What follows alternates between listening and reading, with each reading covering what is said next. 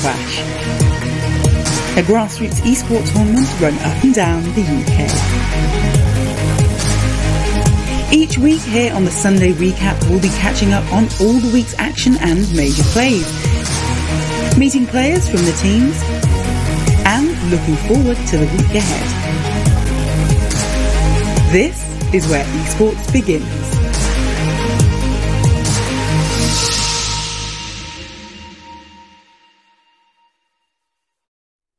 Hello and welcome to the Belong Arena Clash Weekly Roundup Show, where we take you through all the best action Excuse me. The name on the screen says Ella Silly Wood. I do not think you are Ella Silly Wood. Abominable. Okay. Well, whose show is it? Well, it's my... Is it not my show? No. What? It's my show. Okay. All right. Excuse me, I think we're going to need another Tekken caster in here, actually. There's no one else. It's just me. It's just I me. spy Eternal Dragon. I do believe one of the better Tekken casters. So second best. So I'm going to go ahead and call him in, and we'll see you later. I think we're going to have a real serious chat, you and I. You're definitely not getting a lift home, Eternal Dragon. Much better. I mean, honestly. Well, hello and welcome to the Sunday Recap Show with the correct host this time. I'm Ella Silly Wood. I'm furious at Abominable right now, but I'm going to channel that energy into the best show ever. And ably assisting me, I have got Eternal Dragon and Gio. Welcome to the show, guys. Hey. Now, I'm very excited to have you both here. Particularly you stepping in at the last minute like this. Thank you so much. Yeah, I think there was someone actually trying to usurp my position here, but... Yeah, but I think we've forgotten his name, so, he's of no importance to the show today. But I'm actually going to jump away from you, lifesaver that you are. I'm going to jump over to Gio, because it is, in fact, your first time on the show. So it is, yeah. How are you finding it being part of the Belong family? I'm really loving it. I mean, I just love being in front of the camera, to be honest, and I love Overwatch as well. So getting to talk about it all the time and be paid for it. Yeah. It's great. Always a key part. Yeah, absolutely.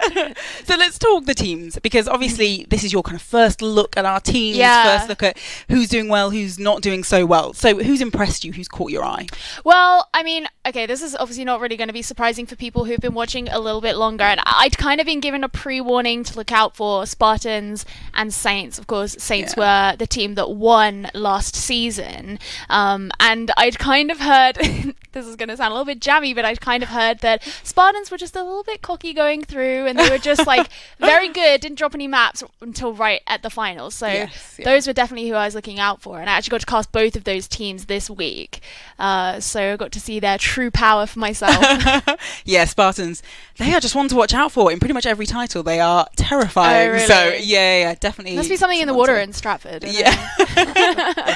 So let's talk. I think I'm very excited to talk about actually Baptiste. Yes. Because obviously we don't have him just yet. He will be turning up at some point. But how do you think he's going to impact the play that you've seen from our players so far? So the really interesting thing about Baptiste is he's sort of a combat medic. And this is something I think I was actually telling you earlier, is that a lot of the heroes that Overwatch have been bringing out in the last year, I'd say have kind of had elements of each role rather than stringently being into one role or the other. And so he has this DPS sort of abilities, but he's also, of course, a healer first and foremost. I think the thing that's the most interesting about him is this immortality field thing that he has going on, because that's something that could either be really great or turn out to just be super OP, and we just kind of have to wait and see how that's going to be, because it literally stops your team from dying when they are in it. But he also has a lot of mobility as well. He's got, I forgot what they're called, but his sort of boots where he can jump about, and that's one thing that we see in Overwatch a lot get really kind of exploited, is when you have heroes who don't have a lot of mobility. For example, an Ana, you can dive an Ana. If she has an anti-nade, then that's obviously a bit of a problem for you, but the point is still that he's the sort of hero who you're not really going to be able to do that with. So the other thing is, it's not just about him as a hero, but some of the other changes that come in with patch 1.34. For example, they changed how beam damage has a go at armor, which could be something that has a really big impact on the kind of meta that we've seen. Everybody knows it, where everyone plays the the GOATS compositions. Yeah, these we have compositions. talked about this a lot. I bet. I bet that really doesn't surprise me in the least.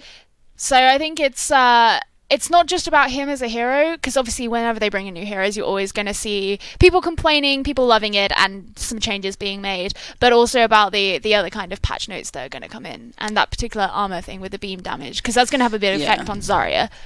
So do you think, you mentioned that we're seeing heroes that have elements of kind of all the classes. Yeah. Is this to combat one-tricking? Because that's something that we really struggle with. People find a hero, they love them, they never play anybody else. That's actually a really good point that I haven't really considered, and I'm not sure, because there have been a lot of things in Overwatch where people have their things to say about one-tricking, and the Overwatch development team kind of come back and they say, oh, we didn't necessarily expect this to be such a thing. It could be. It could have something to do with that, in that it will allow you to have some value for the team regardless of, what roles are being played. But I think as a general thing, like culturally, people are gonna not be happy with one-tricking regardless of whether or not it's a hero who kind of has different abilities across different things. Fantastic. Well, let's check out if we have any one-tricks this week in a look back at last week's Overwatch highlights.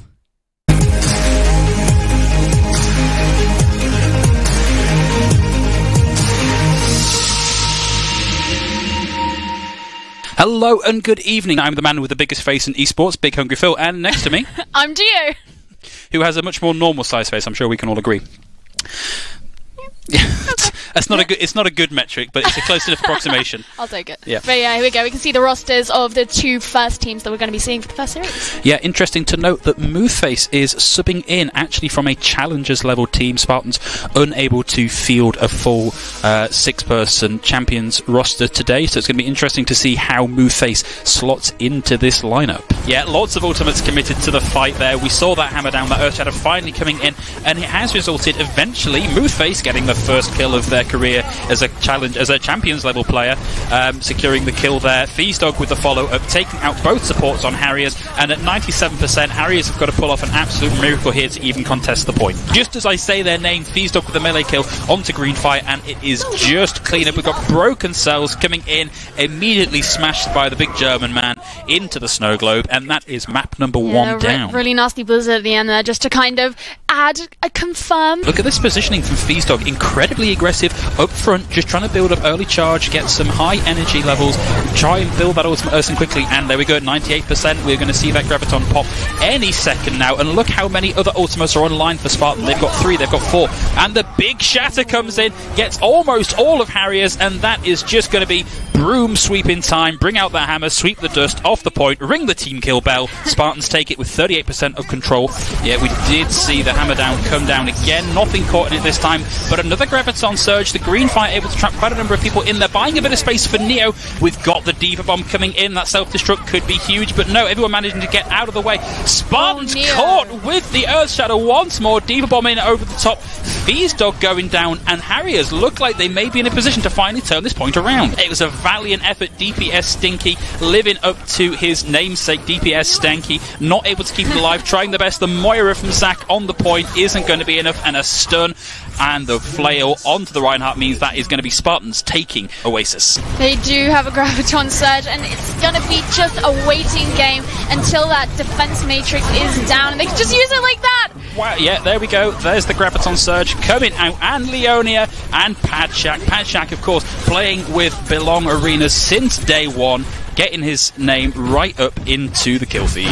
It does actually bring Kotex down very, very low. DPS Stinky getting right back in that mech. No one able to capitalise. And just look, ults coming online for Spartans. We've got, Feesdog taken down with the Graviton Surge online. Hammerfall taken down with the Earthshatter online. Broken Cells completely cracked this wide open. It's going to be so difficult for them to actually get anything done with this. Here we go, Diva Bomb coming in on top of the grab. It goes wide though. Actually, it does take out Greenfire.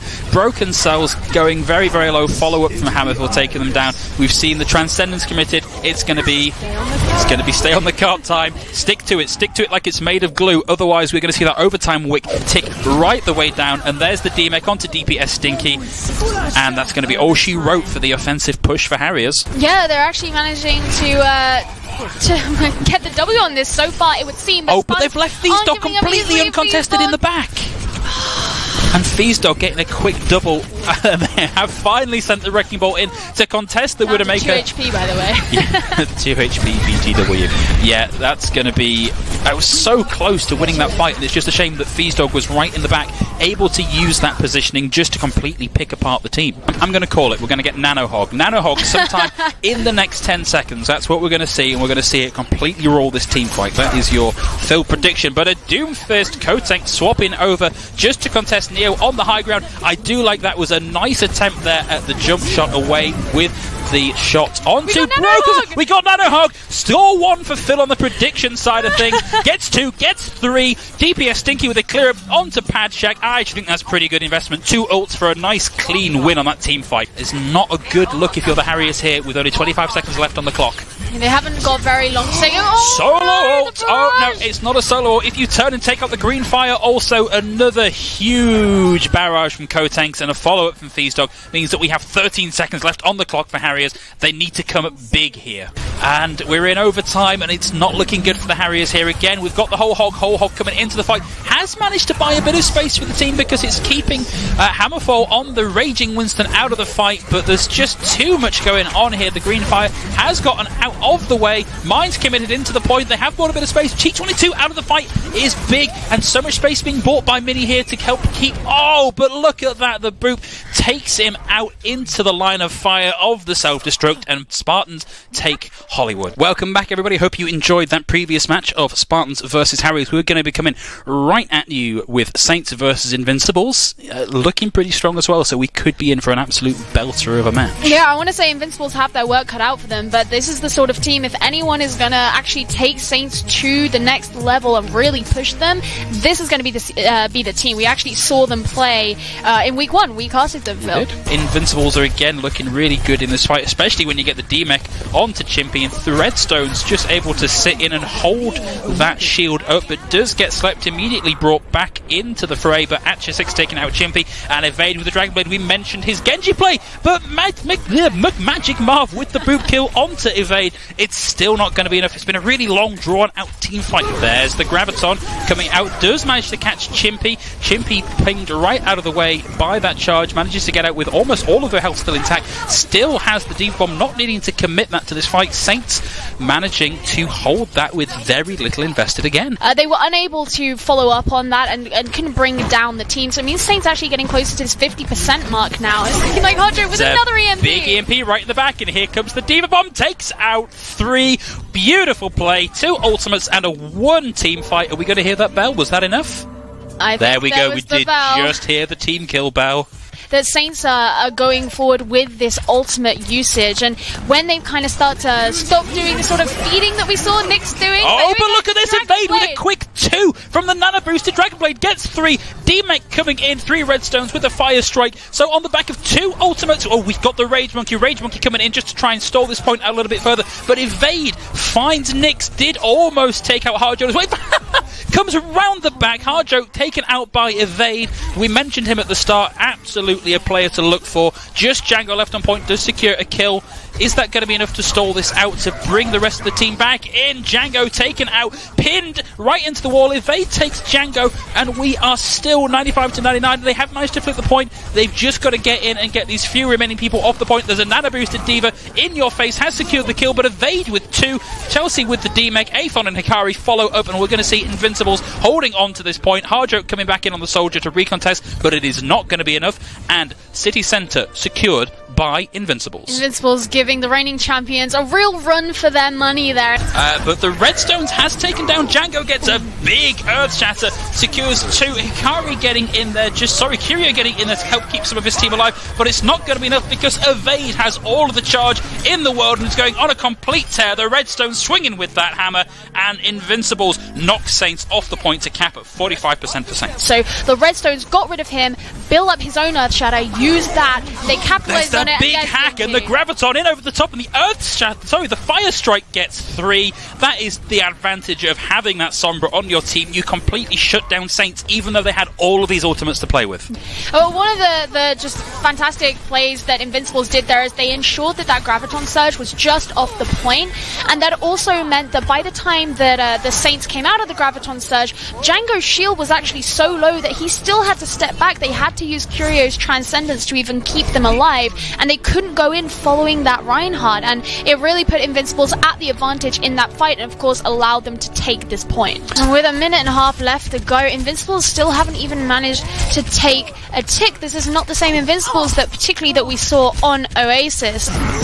Oh, but Nyx with an early kill onto Hikari. Nyx with the double, taking out Evade also, so that Graviton Surge comes in and doesn't really do an awful lot, because that is all Nyx in the kill feed. Chimpy taking out the redstones means that this is going to be another hold. 37 seconds left on the clock, and boy, you cannot ignore Nyx, because they are just going to pick your team apart.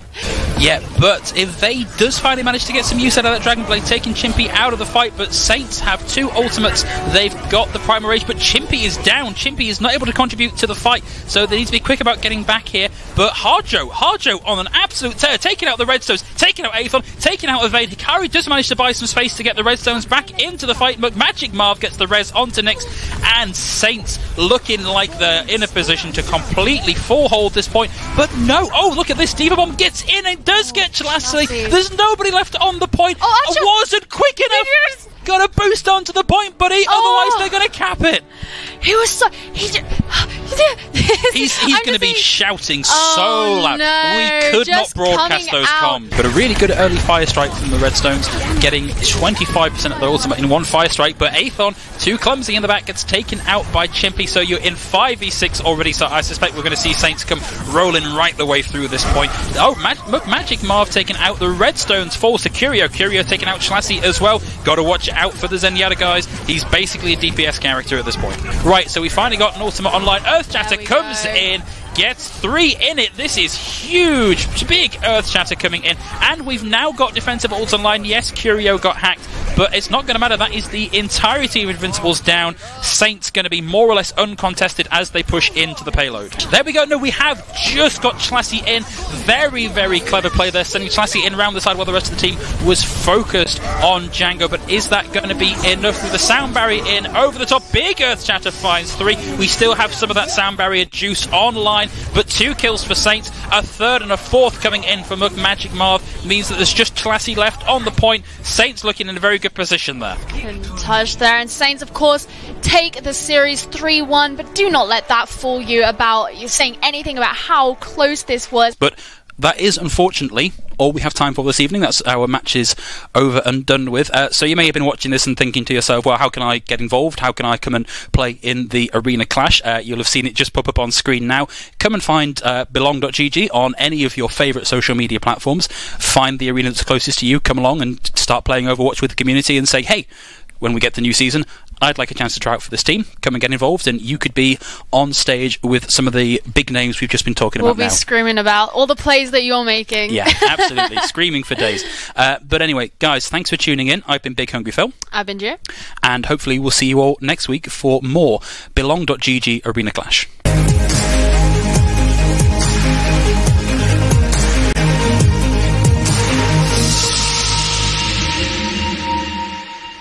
Well, let's take a look at the tables for Overwatch. Now, in Group 1, the Saints. We know them, we love them. They are sat at the top of the table with 3 points. They're being chased up by the Claymores and the Invincibles.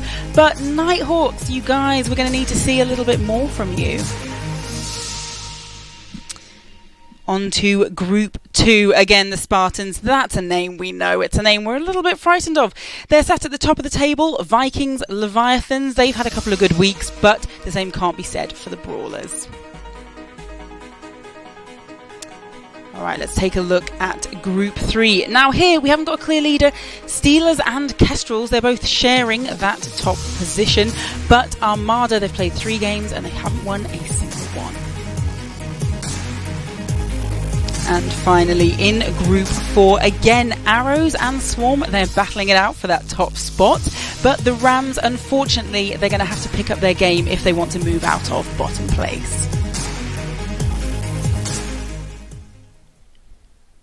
Okay, so we've checked off our first game of the show, so that must mean it is time to check out some of your tweets. First up, we have got the Clyde Claymores. Now, they're our team based in Glasgow, and they are showing off their very snazzy new jerseys. Now, these are gorgeous, I have to say. I absolutely love them. I don't know what you guys think. Yeah, pretty cool. I like the new designs. Yeah, really, really nice. So, and specifically Overwatch ones, I believe, as well. So, best game, best jersey. Right? Gio's looking very smug in the studio right now. Now, we've also got some new controllers floating around. So this is Belong Stratford. Maybe this is a secret to their success, because Control Freak sent them over some beautiful new controllers there. I have to say, I'm a PlayStation girl, but I can appreciate that these look gorgeous. Next up, now you know I love doggos that belong. This week we didn't have any to show you because we have replaced them with a ferret that belongs. Oh my god, I am so excited. I'm just thrilled to have a ferret on the show. Please send in something even more exotic next week. And this one is me. So unfortunately, this is my last show for you guys. I'm so sad to be leaving, and I had to do a little tweet recap today. That's a picture when we were on our UK tour, as we called it. I think we stopped to see the Nighthawks there, and we had a really, really awesome time. Did at all of the arenas. So yeah, I'm very sad to be saying goodbye, but nice to look back at some of the memories. And yeah, I think we've got another one coming up. So this is us at Insomnia. So you might not know Alex and Martin because they are often behind the scenes, but they are our director and producer, and they are absolutely brilliant. I have loved working with them. If you guys love this show, it is entirely due to them. So that's a little picture that we had a chance to grab at the end of Insomnia last time we were all there. Oh, I feel a little bit sad now, but I'm going to cheer myself up. We have got some fantastic League of Legends highlights coming your way, so check them out.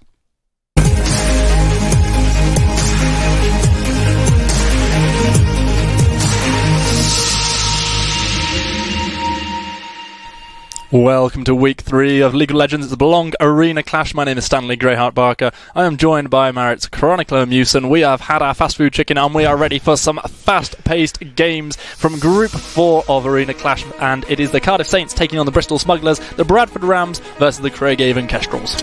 A big CS advantage already though. Level 2 gets hit, level 2 fresh, and Tristana is quite scary, but a little bit of indecision here as Howlsey gets taken down, and that's first blood going over to Zazors. This is not the turnaround the Smugglers were looking for. In the end, it's going to be a nice easy kill. Picked up from the Syndra, who's 2-0, but this is the damage coming through from Zazors. Flash over from Howlsey, and it's just not what is needed. The Flash and Ignite both have been burned. Ewan uses the heal to try and save the support. It's just not enough. Get excited being used by the Jinx. Says one, haven't picked up one kill. We'll almost certainly see another. The teleports have been channeled by both top laners. We're going to see Identim arriving first of all, trying to do what he can on the side, just does not have the damage. Now Malco arrives, he manages to get himself rooting the Scion in place. Somehow Decimating Smash, I believe, was able to pick up the kill onto the Jinx from range, but it's going to be Sejuani taking down the Undead Dreadnought. Tristana has managed to stay alive on the back of this fight, and so has Syndra. Both of the heavy carries doing some good work for the Saints, but in the end, I believe, over all that chaos, I think it was a 2 for 2, but so much happened that I don't really know. And I love this because they do not want to give up this Infernal Dragon, so instead, Identim is just going to come here the hot way, doesn't have teleport available. They can't get it like stolen there. Oh, Sejuani goes in, doesn't have a flash to get back out again. It was a mission, it was a suicide mission to be perfectly honest, and in the end it did not pay off for the Bristol Smugglers. They lose their jungler, they lose the Infernal Dragon as well. Malco has found himself in a bit of a tough place, but a tanky old tree is able to get away. Meanwhile, the ultimate comes in from the Sejuani, trying to lock down the Tristana, but the flash is enough to get you into safety. Meanwhile, however, Fresh is not going to be quite so lucky. Tristana actually, I believe, goes down to the super mega death rocket. Jinx picks up a double kill. The Requiem now being channeled. Fresh has already turned one kill back onto the Lulu. A 2 for 1 going in favour of the Smugglers, who also get themselves the first turret. So explosive, and so's the Herald Impact as it is going to come crashing down. Finally summoned by Fraser. Such an easy kill. Syndra finding that one, and now the Requiem is here as well. This is just going to be a free turret, and all of the potential gold lead that had maybe been there for the Smugglers before, it's just gone now. Zazors' bounty's gone. Another charge is going to come through, possibly more kills. Tristana jumps over the wall, looks for the Vel'Koz, probably going to get the flash as well. Another turret's going to go down, and suddenly 3,000 is the gold lead for the Saints. What has happened in the last couple of minutes? It all started with that damn Infernal Dragon. I'm not loving this here though. Need to be really mindful of how they approach this Baron Pit. The Death Rush has led to the ultimate being channeled by the Malco. Here comes Sejuani on the backside. Jinx is just shooting from the backline, time. There's already been 2 kills for the Scion. Vel'Koz and Lulu completely mispositioned. Carthus managed to take out Sejuani 3-0 in favour of the Cardiff team right now. It's going to be Jinx managing to get a kill, getting excited, running away from the Scion, but the rest of the team is dying around her. Now the rocket jump is just going to go straight on top of the Chompers. Jinx is going to get away, but Carthus killed off Maokai, and it's going to be Baron for the side of the Cardiff Saints. Alright, so the fight is breaking out. Sejuani's a little bit tankier now, and it does look like the catch-out is there. It's going to be Sovanix dropped down, but look at the Requiem. It's coming in, and damage has already been done by Tristana, taking down the Jinx. The 2 biggest carries on either team are gone, and now the rest of them are trying to fight out for the spores. Maokai's already decided to run away. Sejuani's trying to do the same, but look at Identim. He does not care that that is 3 members of the opposition team. He's just going to keep on running into them. He hasn't got the unstoppable onslaught, but he's still chasing them down, and now he's looking for the inhibitor, and it's going to be the Bristol Smugglers running around with their tails between their legs, or their tentacles if they're Emily Grey. I think the Smugglers thought that the Saints would go to the Dragon, but surprise! They haven't. They're here, and they are ready to fight over and over again. We're going to see Nature's Trap being thrown down by Malco, trying to get his team to safety. Sejuani dashing around, but the Flash is going to come in, chasing her down. 3 members of the Smugglers trying to leave through the top lane, but they may well find themselves cut off at the pass. Let's see whether or not the Saints can chase them down. It's going to be the Choppers thrown down. Zazos, no! Comes in. It's going to be Zazos caught by the hook beautifully, and now here comes all of that mad damage. It's going to be 1 kill picked up by Malcolm, managing to take down the Carpers, but that's just going to channel some extra damage out of the Carpers. Now double kill going over to Sovanik. Jinx and Lulu both felled. Make that a triple kill because Vel'Koz has been removed from the game as well. The ace is there for the Bristol Smugglers, and now they're just going to take this wave all the way to the Nexus turrets. This is going to be the series, and pre-30 minutes, the Cardiff Saints managed to remove the Bristol Smugglers from the map. They take the series 2-0 and go to 3-0 in their group. Even though this is not the cleanest of games, they still are able to, in the end, pull it through. Zazos, a really big impact on the Jinx, but he just couldn't make it work. There's a party going on at the Belong Arena in Cardiff as the Saints take the Series 2-0 against Bristol Smugglers. And there's a party going on here because we're excited to be able to bring you our second series of the night. It's the Bradford Rams taking on the Craigavon Kestrels. And after the last series, I was quite surprised because I looked at the lineups like, Smugglers, think they might take it. Instead, we saw them get just completely dismantled in game number 1. In game number 2, there were real glimpses, specifically Zezo having a great game on the Jinx, but in the end it was not enough to pull through. Just the team play and the decision making from the Saints coming out great there. And now, second game of the night, Rams vs Castrals. The question is it going to be similarly one-sided, or are we going to see a lot more back and forth here? Well, so far it has been the Craigavon Kestrels having a bit of a rougher time of it this split, and their team is going to be a Gianni, Jolly Trickster, Battlefresh, and Kaiser Taser, along with Spuds. Hail of Blade Sejuani finds herself a Leona. Now it's going to be the stun. That is going to be Kaiser Taser having to blow a flash. Or trying to blow the flash. The Ignite was down as well, and there was no way to get out, despite the heal coming through from Greenleaf. A nice, easy kill secured. In the end, First Blood going over to Overdrive. Kestrels are only a little bit behind in terms of the gold lead, but it might be about to increase because Taser has got himself caught out by the hook. There's going to be a box planted down, flashed away from by Taser, but that's the damage coming through. Overdrive again, taking the kill away from his ADC. Vayne only with the 1 kill to her name, looking to get a second, but the Assault and Battery is going to come in. Ashe just standing still, trying to get some damage down onto this Thresh, but the kill has not been secured. Taser is dead, and so is Trickster. In the end, the flashes were all in vain. Thresh lives, everyone dies for the Kestrels, and now Rams are absolutely in the dominance in the bot lane. I guarantee you that they're doing this just to show, as we see a great flash engage coming out there from Battleframe. Really nice flash, nice stun, but is he able to get anything? The answer is no, but here comes the Xerath. He's going to be in a bit of trouble. He's got the Leona for backup. The stun is not going to land onto this Vayne, who's got the Silver Bolts proc down, managed to pick up a second kill, now turns the damage back onto Leona, who's trying desperately to land a stun. The Xerath blade does go through Leona, but it's too little, too late. Aurelio's come to join the party in the bot lane. It's going to be Vayne getting yet another kill. Now that is a 6-0-3 out of nowhere on this Vayne, and now this is an Ashe who surely cannot stick around. The dash comes through. It's going to be Aurelia diving under the turret. The stun is there. Drandlefoot picks up his first kill of the game. 1-0-8 on the Sejuani. It's not quite as flashy as the Jax, but my word, it's working. It's going to be the Aurelia once more dashing in, trying to get the stun down onto the Riven. It's going to be a really easy kill for Blocky, who manages to get that one. Meanwhile, Drandlefoot gets his third kill of the game. The Xerath, no match for everybody family's favourite keystone on a Sejuani, and that is going to be 15 kills to 6 in favour of the Rams. There's 10 kills extra in the pockets of the Rams, and they will be looking for more as they find the hook onto Spuds, who's immediately deleted by Daz1162, who is 9, 1 and 5, looking to get into double figures on the kills, dashing away using his tumble. It's going to be Fresh who stops that 10th kill for now, but he's not going to be able to delay it for very long. Aurelia this time taking it away from the Vayne, who finally gets a 10th kill of the game. 10, 1 and 7 for Daz on the Vayne. Meanwhile, Ash, the final remaining member of the team, is going to drop down, unable to even kill the Sejuani. Jace wasn't even in the fight. He's in the top lane, and now it's going to be Inhibitor falling for sure. Vayne picks up the kill on Spuds. Meanwhile, Aurelia has already taken down Leona. Box is thrown down merely for the zoning from Fresh. Now we're going to see the dash in. It's going to be Aurelia yet again going under turret, yet again picking up kills. This time Riven drops down. Sejuani styles it out with a double kill on both the Ash and the Vibe. Inhibitor turret number 2 drops down. There are 2 exposed inhibitors. There's a wave in the mid lane. There's an ace completed. The Bradford Rams look like they might be able to close the game out right here, right now. Things are about to end up on our stream here for Belong Arena Clash, because in convincing fashion the Rams have decimated the Kestrels in a best of 3 series. They have gone 2-0. The game ends pre-22 minutes. GGWP. Well, you say that, but I'm very worried. Don't here. you dare, Rams. I was getting worried now. Like, they were taking a long time. We've had 2-2-0 series tonight. We've had the Cardiff Saints taking down the Bristol Smugglers. We just saw the Bradford Rams finishing the demolition of the Krieg-Haven Kestrels, and that's going to really change things up in the Group 4 as the Rams have managed to get themselves this big win. But it's the Saints who are going to be topping the group at 3-0. That was the last game that we were bringing you tonight. It's been another fantastic stream here over from the League of Legends crew for Belong Arena Clash. I am Stan Greyheart Barker. I've been joined yet again by the wonderful Marriage Chronicle Musen, and we look forward to seeing you next week.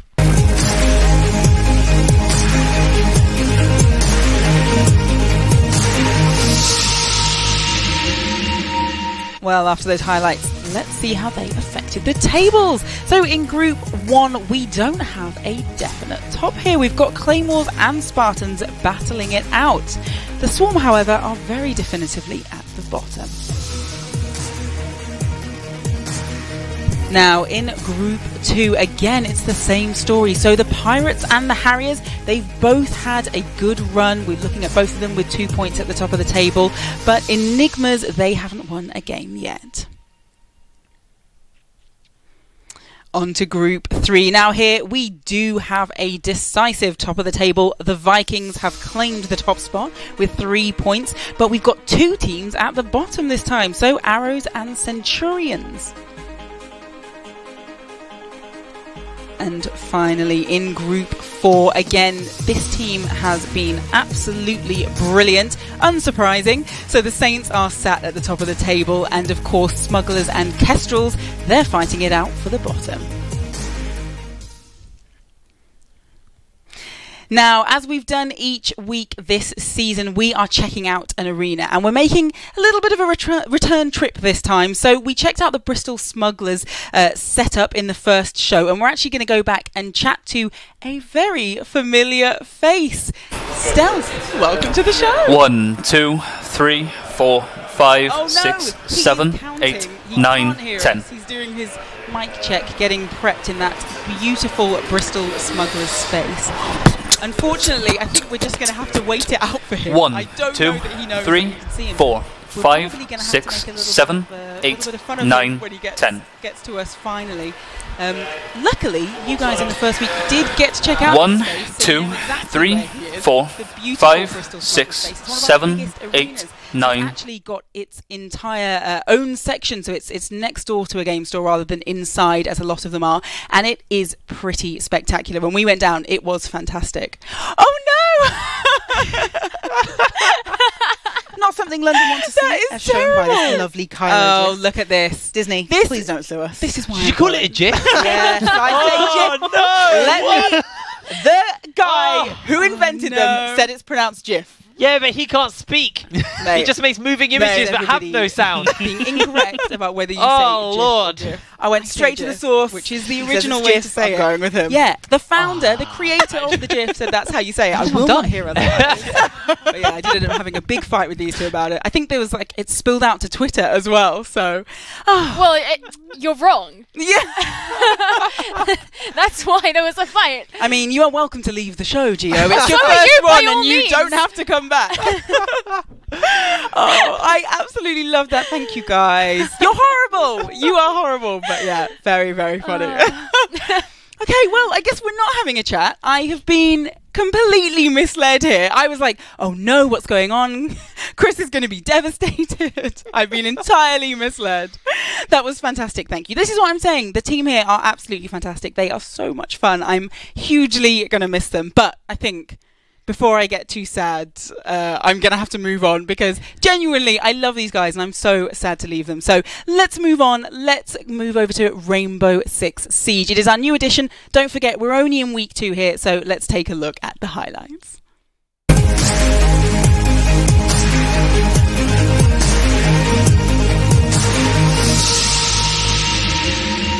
Hello and welcome then, ladies and gentlemen, to another week of Arena Clash Rainbow Six Siege. I am Panky as ever, and this week I've switched things up and been joined by Ace of Pirate, fresh back from Canada himself.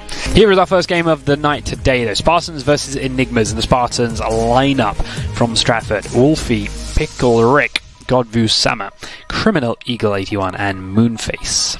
Coming in for the Milton Keynes Enigmas, we'll have Itic Tactical, Claros, Jesse Derp, Jimmy, Burnout Elite, and it's Pennywise. And this is where it starts getting difficult. CCTV Cache with a man disadvantage is not an easy place to be, because now that's going to afford Enigmas the space to just start working into Garage, which we can see they've done there. Jesus getting the first kill initially onto Burnout, but that's going to be traded straight back out by Jimmy, and then we're going to have Jimmy getting a second for himself onto Criminal Eagle, so that's going to leave us 4 versus 1 now, and Wolfie has it all to do once again. I'm sure his teammate Jesus is going to be shouting out some advice being in this situation last round, but he's going to get the first of those 4 that he needs. And what he really needs to do here is break these down to as many 1 versus 1 engagements. This is the last thing he wants to be doing. He's got himself into a situation where 2 people can shoot at him at once, and eventually it's too many angles to watch, and Claros will tidy that up. We're going to have the first kill coming out for the Spartans, followed by the second as well, with Wolfie HD coming in and getting the kill onto Jimmy. So that's going to be the hard breach off the board as well, and that could be an important factor in this round. We're now down to 3 versus 5. They've managed to get the gym window open, but the hot tub wall will now remain closed, and that can be an awfully important area to be able to attack that site. It's not essential, but it can be the difference maker. Criminal Eagle getting a kill of his own, so that's going to leave us now 5 versus 2, and we've also got Buck on very low health here.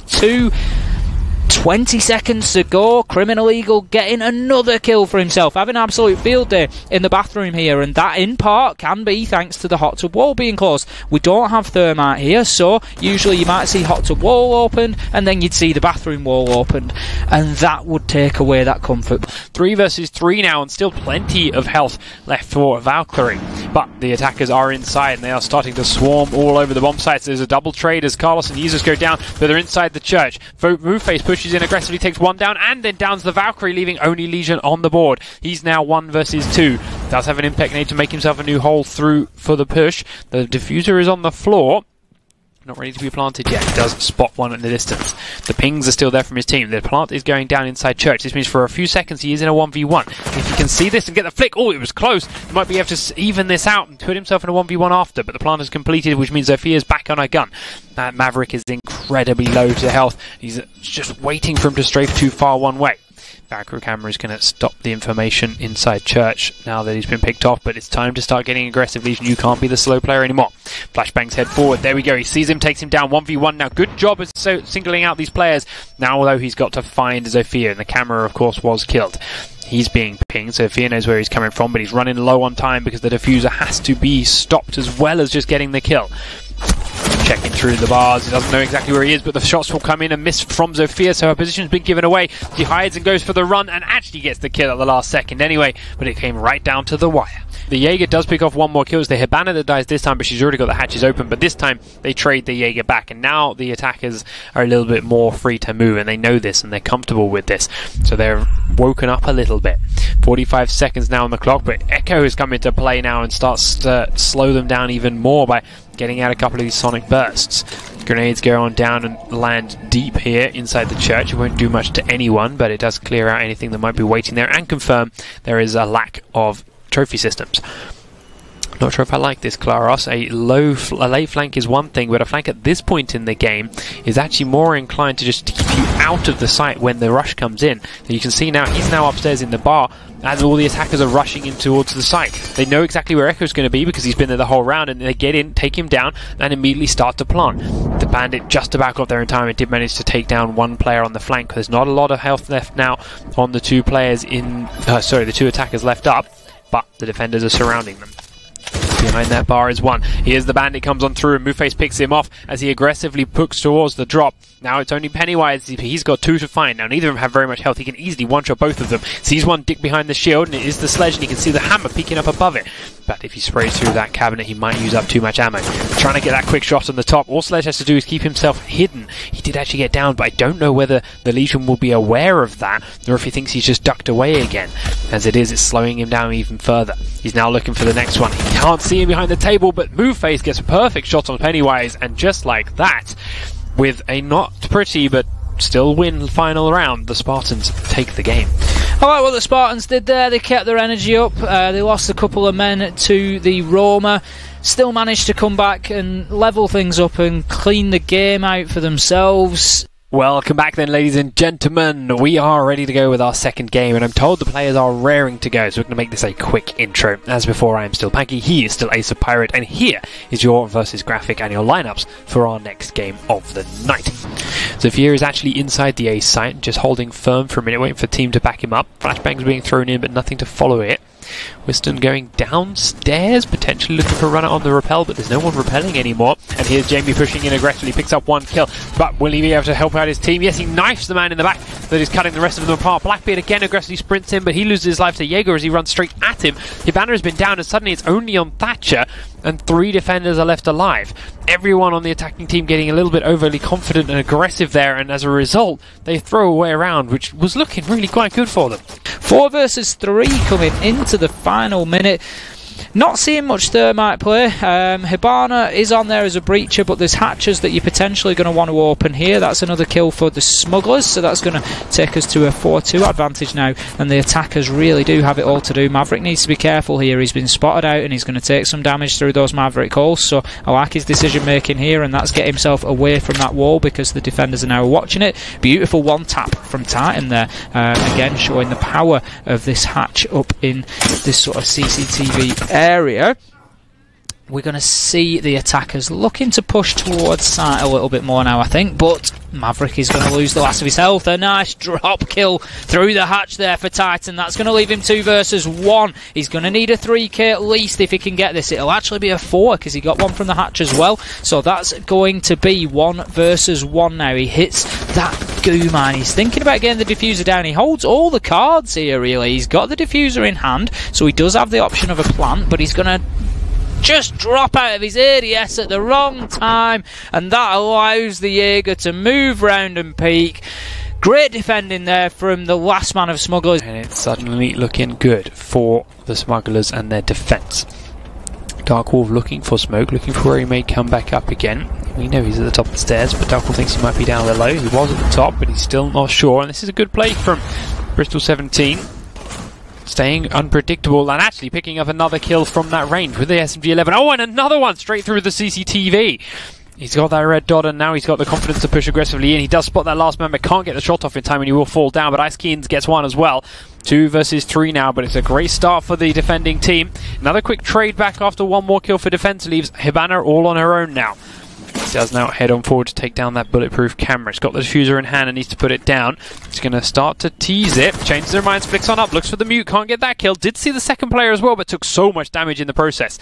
30 seconds on the clock is a lot of time, but needs to kill 2 players who are currently lined up through the central corridor. Flashbangs in, looks to push on down, does have a look through the gap, can see both, they're lined up, sprays one, gets one down, didn't see the second one until the last second. Now Seal sees a gap through the hole, sees that they've moved away. This could have been so close to being over, but that Rook still has a lot of health to his name. Possibly Legion Mines, so he's got to be careful here. 7 seconds to go. Rook around to his left, he knows he can see it, he looks for it, he sprays for it, he gets the kill. Titan seals the deal and it ends the game with just a sliver of health to his name. A 1 versus 2 clutch for the Hibana. Unfortunately, I have to probably put that more at the hands of the defenders losing it than Titan necessarily winning it. But he did things right. But with that, we have our 2 games done for the evening. Don't forget, if you want to go down to your local Belong Arena on a Friday night to take part in these community games and potentially train and find your way into a squad for the next season, belong.gg has all the information and all the ways to find your nearest arena for you. Thank you to our sponsors of Control Freak who joined us this week to help put on the tournament, help put on the arena clash for Rainbow Six Siege. Thank you to Tim, Ace of Pyrite, for joining me for this week, and thank you guys for watching at home. We'll be back next week with more games from Arena Clash Rainbow Six Siege.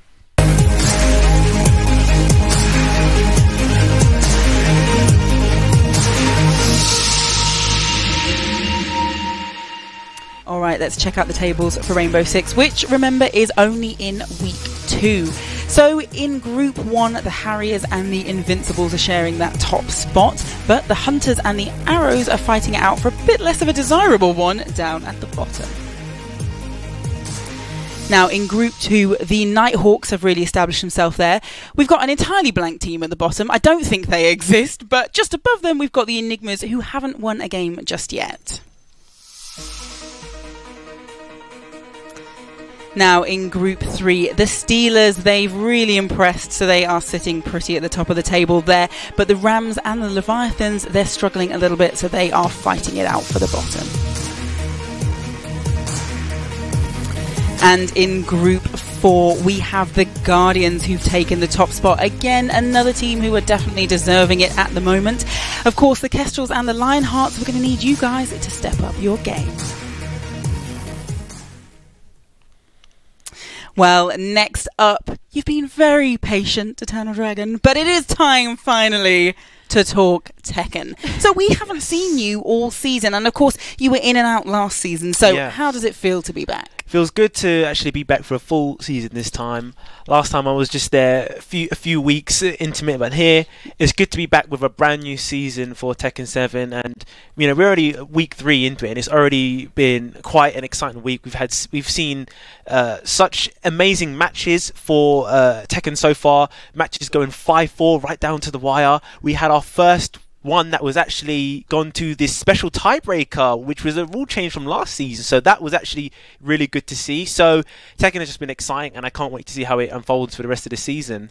So you mentioned the dramatic sudden death match. Let's talk about that. So what is the rule change? What was different this time around? Right, so in previous Arena Clash we had round robin 1, this team won, next team won the round robin. We'll do a full another round robin, but for time wise it did drag on a bit longer. So for this season what we had changed was that you have one round robin, team wins, yeah, great, then the next team equalizes, but it kind of adds a little of a game show element now. So both teams nominate a player, could be their best, could be maybe you think someone who's going to counter the certain matchup who they pick. They both nominate a team member anonymously, and then they play a 1st to 2 match to decide who wins the round robin. Kind of makes it a bit more exciting, and it adds that sort of intense element where you're thinking, who are they going to pick? So the team has to kind of decide who's our best player for this situation, which kind of adds an element to Tekken, where it being a solo game, that team aspect and that layer of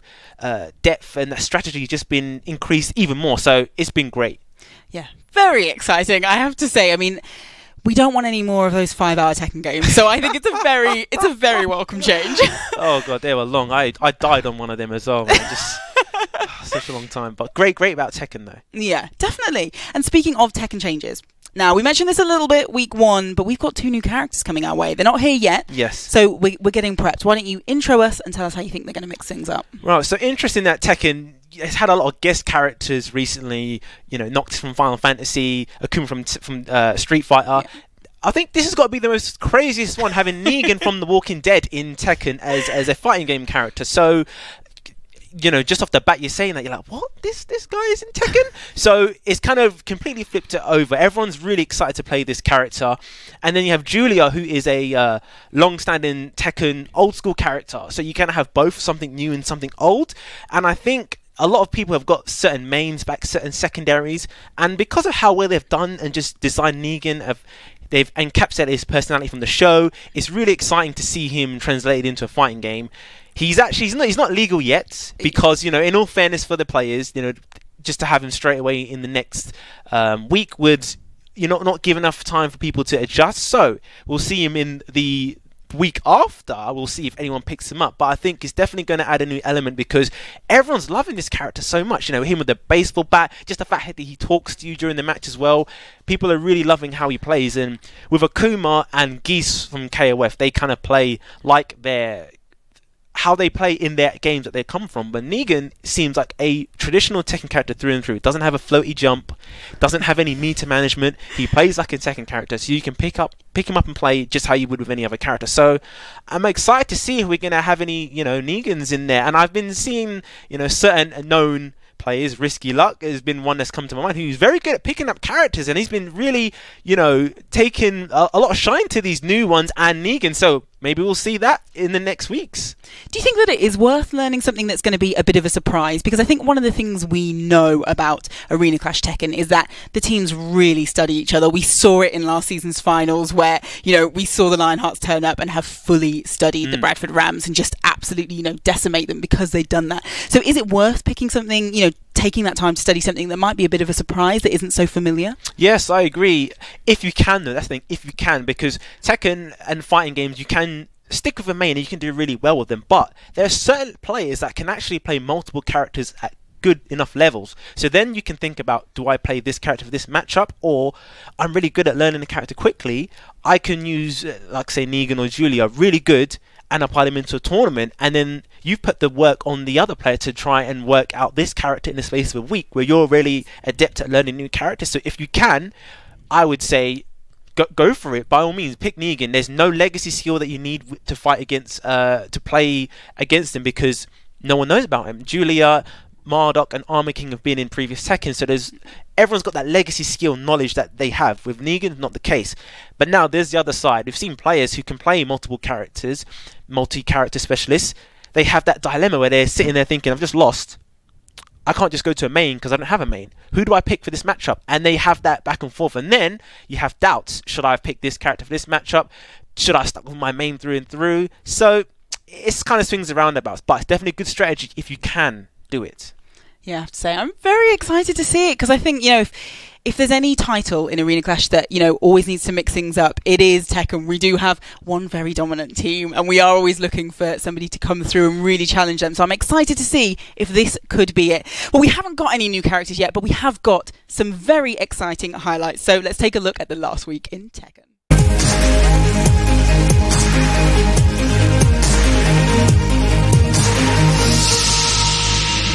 Ladies and gentlemen, welcome back to the Babylon Arena Clash for Tekken 7 Week 3. I am Shurdle, and I am joined by Dante. It's the Dream Team back once again, Dante.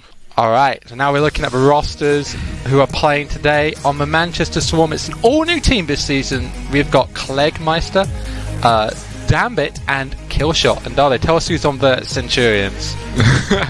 The Sixth Sense wheelchair dude, Gucci Gangster, and Chef Carlos. Oh my god. Those are some crazy names. The Sixth Sense could have used a bit more of a long range poke there than I agree. the down forward 2. Catching him with a 4-1+2. It's very That's impressive. going to be straight back to the wall. Yes, there it is. There's a giant can carry. Look at the damage. Sixth Sense not out of it yet though. Again, one grab. No, good break on the DDT. Oh, the sidestep 2. That was a really good buff for King in Season 2. Definitely. Nice wall juggle damage there below. You see it so much from King players. Oh, the mix-ups. He thought he was going to go for the low because he thought he was probably going to be desperate for the win. So, you know, that's 2-0 to Klegmeister. Very well played. Nice geese. Manchester Swarm starting out strong. But up next, we've got Dambit versus Wheelchair Dude. Final round, game 2. Here we go. Okay. Again, he's doing the mid every single time after that. I've noticed that. You got count hit with that knee pretty hard. Yes, lots of damage there. The Wheelchair Dude's starting to come back. The pressure. The third hit of the string catches him. Below string. Oh, the arm move. Punish. Arm move punished. Nice. Wheelchair Dude looks like he's got this. Oh! No! Oh my god! Damn Out of nowhere, the panic string, and he drops the head again. It is going to be Klegmeister versus Gucci Gangster. Gucci Gangster did get a win against Killshot earlier, and that lucky Chloe pick could do damage against Geese.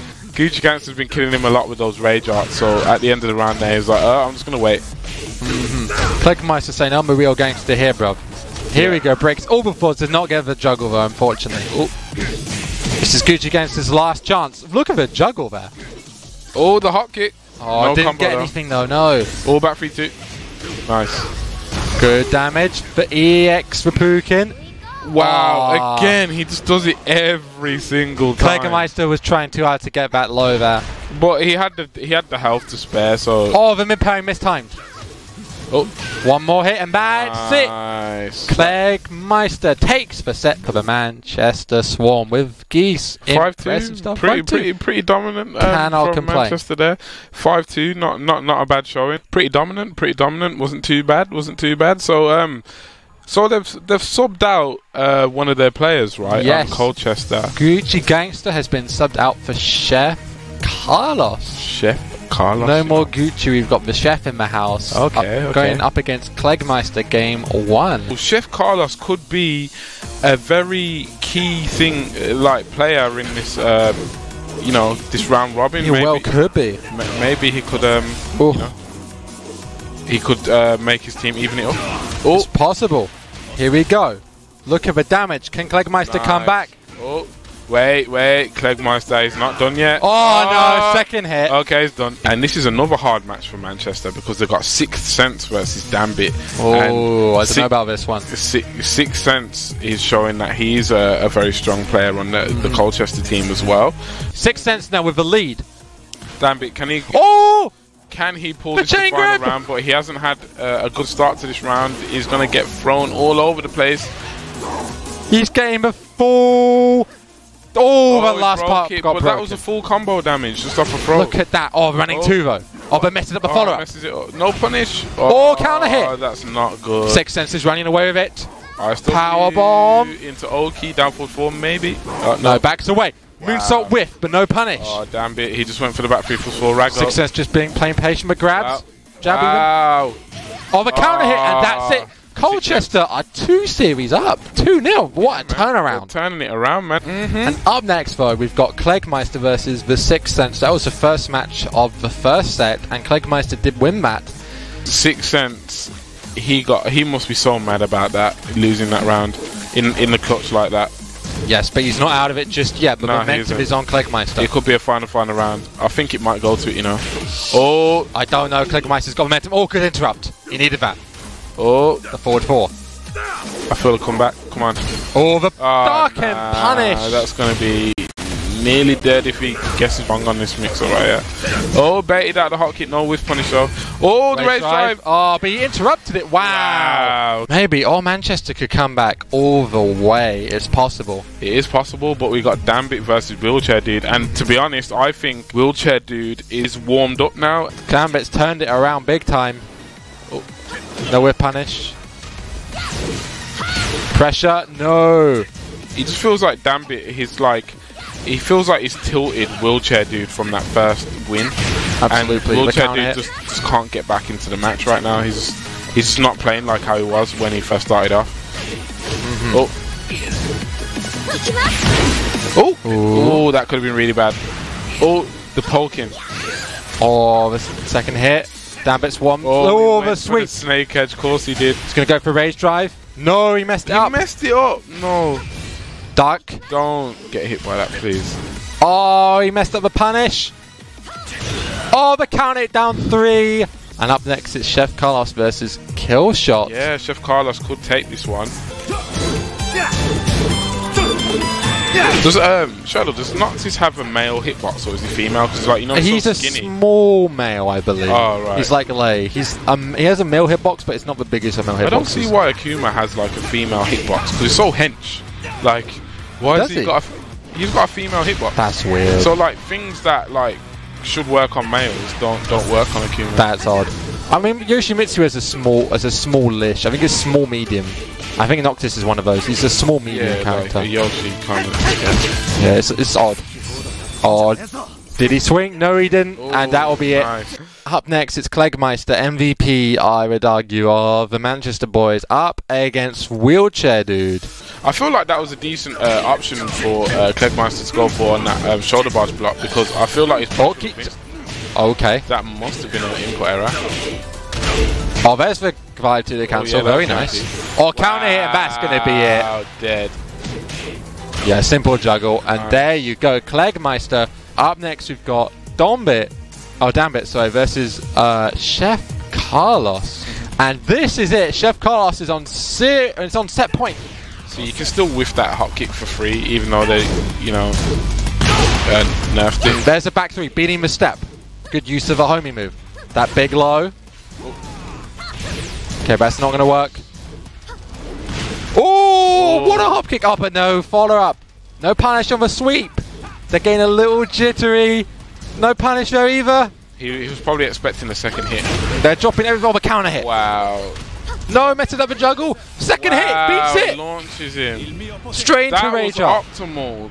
AF. That was optimal, bro. And we could have gone a little bit more for that juggle, but he's in a good situation. Now what? He could have got sidewall. Or he knew. Oh, and there it is. Okay, we have got confirmation. The tiebreaker is going to be Cleggmeister versus Chef Carlos. Okay. I'm guessing we're not going to a break. We're just going to go straight into that final match. Here we go. Chef Carlos looks on tilt, man. Oh, missed his combo. Chef Carlos needs to get it together right now for his team. It is match point. Oh, the running 2, you see? Look, we've punished the parry with it. Oh. He needs to poke away a little bit more because I feel like Cleggmeister's not one of those parry spam geeses. No, he isn't. I've only seen him going for a couple. He'll only do it now and then. Oh, this could be it. Oh, Manchester gonna take it. Oh, he needs a bit more. One more poke. And Manchester, take it.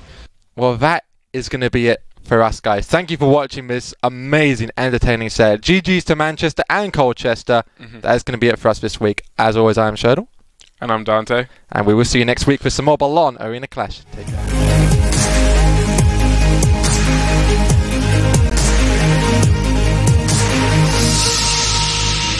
Well, as usual, it is time for the Tekken tables. So in Group 1, surprise, surprise, the Lionhearts are sat at the top of the table. Of course they are. But the Claymores and the Steelers, they got a very valiant effort there. Both, in fact, and the Pirates all got 3 points. Oh, damn. Same can't be said for the Smugglers and the Brawlers. That is a group and a half.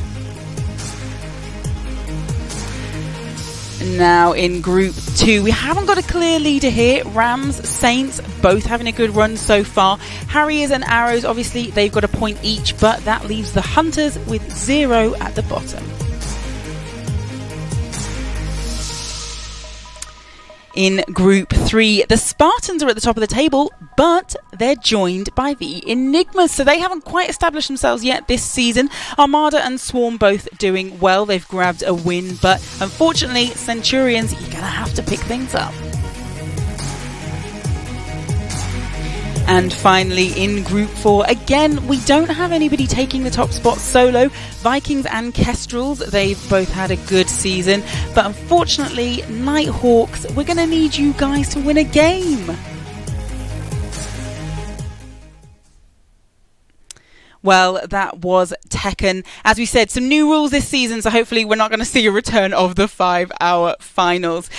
Now we're going to move on to FIFA. So, of course, this is a new entrant this season. Very, very exciting, particularly as we're getting an E-Premier League. So maybe keep an eye out for some of the next superstars who could be joining the newly announced E-Lions team in this week's FIFA 19 highlights.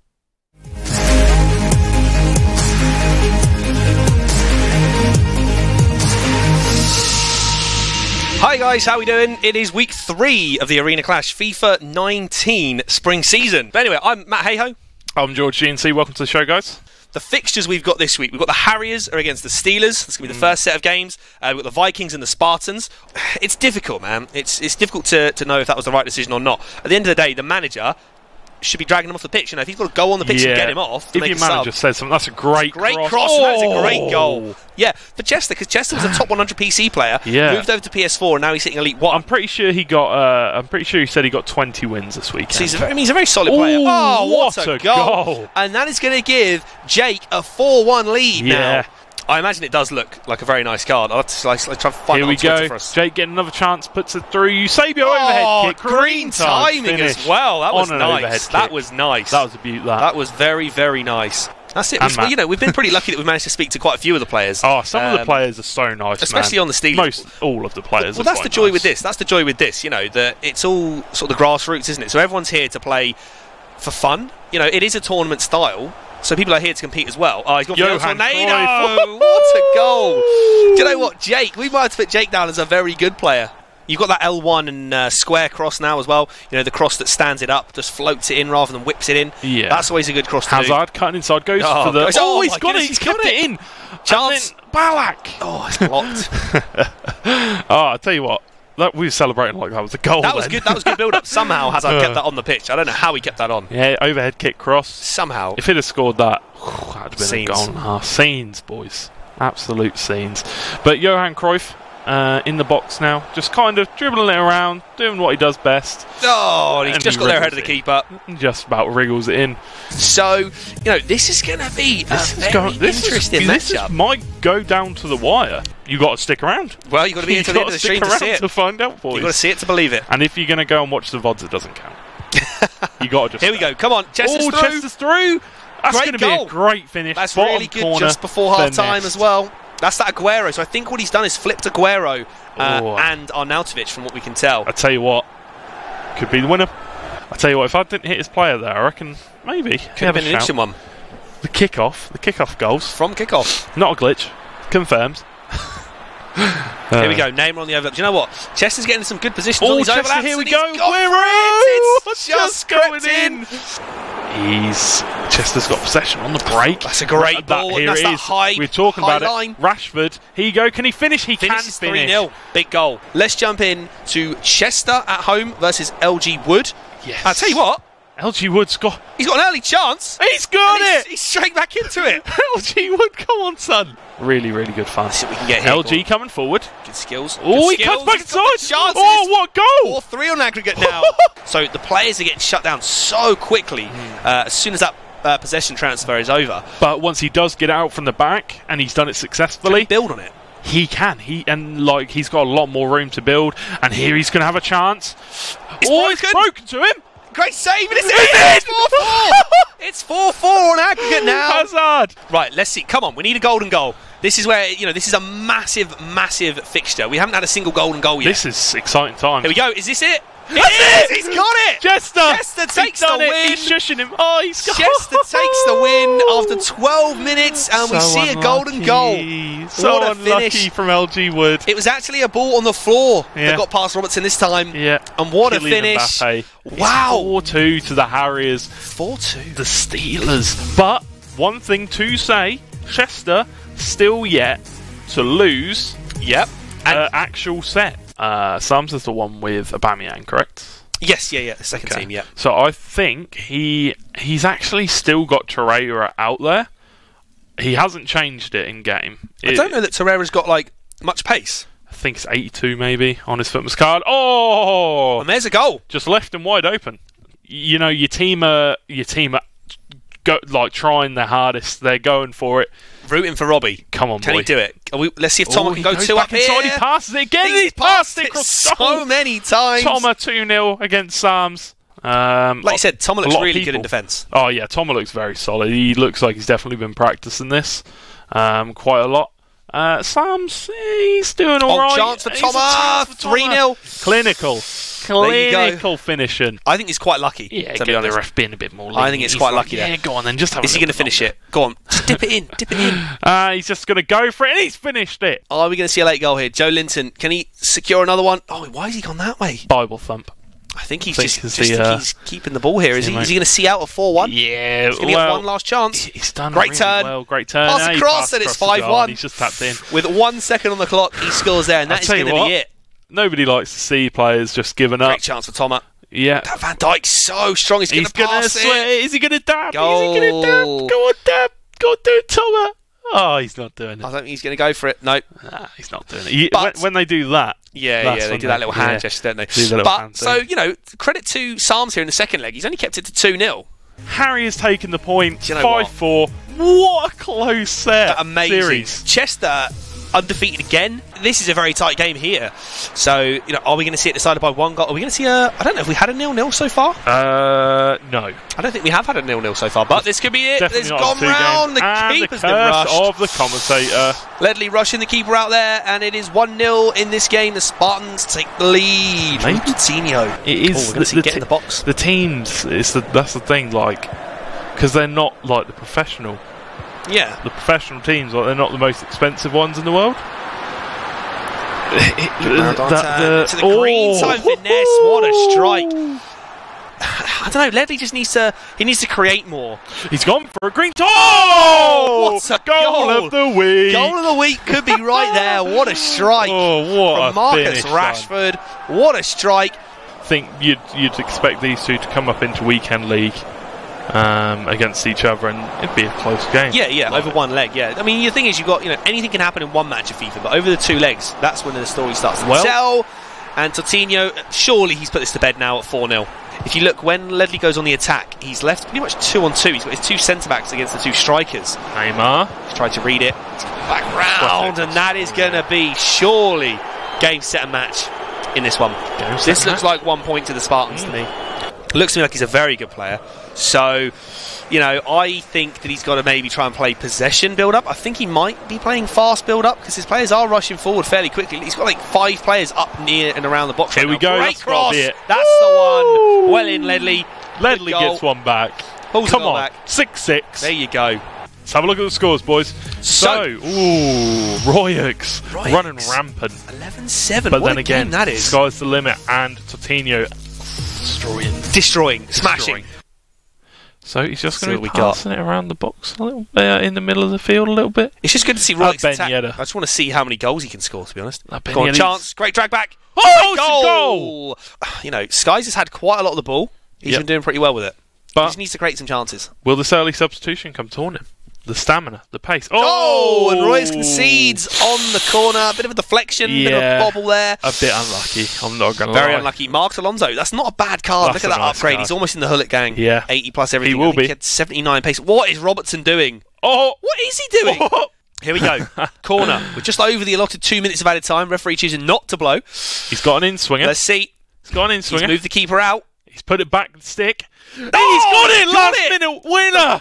The last kick of the game, and Sky's the limit takes leg 1, 2-1. Zlatan Ibrahimovic. So we're not even going to go to the other games that we've got, unfortunately. 5-1 to the Spartans. They will get that point on the board, and into the group table that will go, giving them, I think, maybe 2 points out of 2. Unlucky Vikings. Spartans.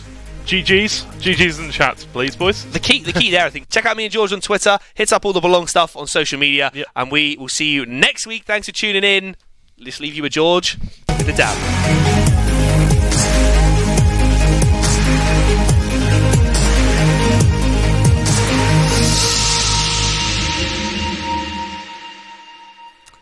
Well, it's time to take a look at our final set of tables for the week. So this one is entirely split. In Group 1, we have the Spartans, the Enigmas, and the Vikings all on 2 points, but the Smugglers and the Saints on 0.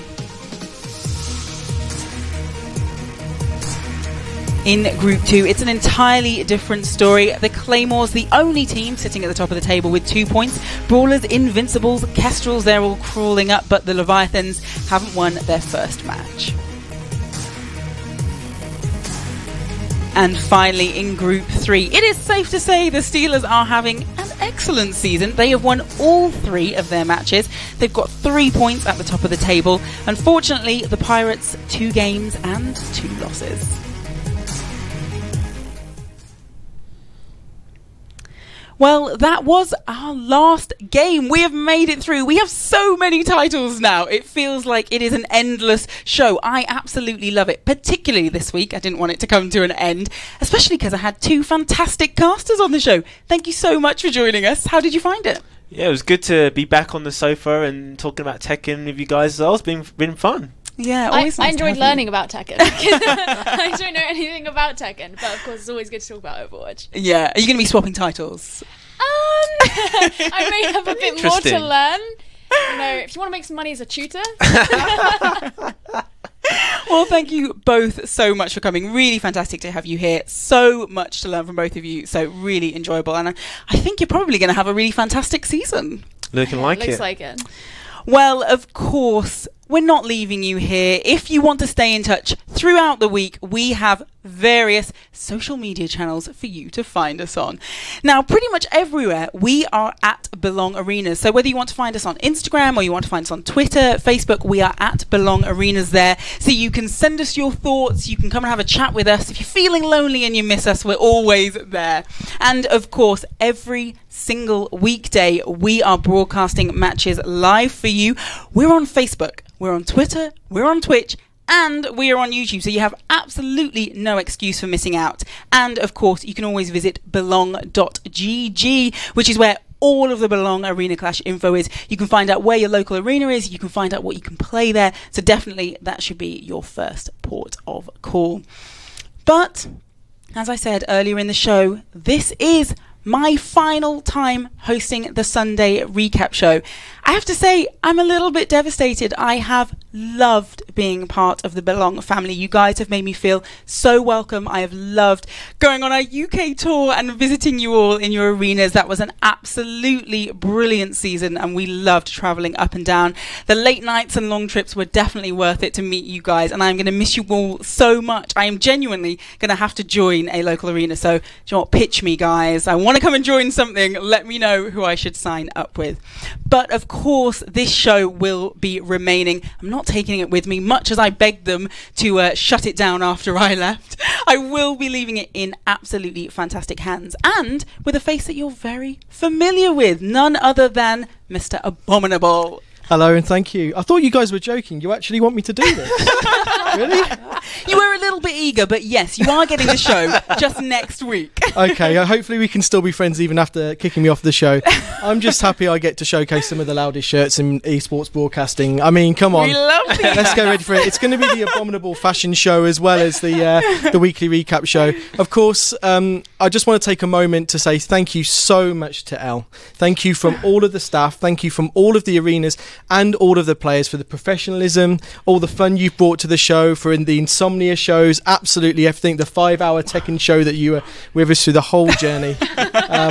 It's been, I'll always remember that one. It's been absolutely amazing, and I'm just so excited to be working with the fantastic staff at the company, the people who hopefully will not prank me like they did Elle today. I can't believe you did that. And also all the new casters who I'm yet to meet and work with. I just can't wait.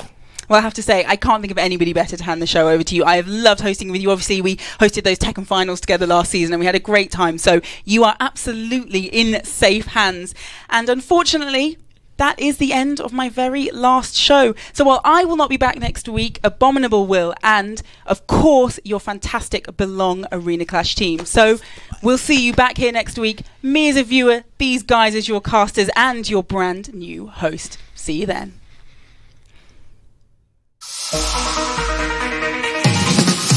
Arena Clash, a grassroots esports tournament run up and down the UK. Each week here on the Sunday recap, we'll be catching up on all the week's action and major plays, meeting players from the teams, and looking forward to the week ahead. This is where esports begin.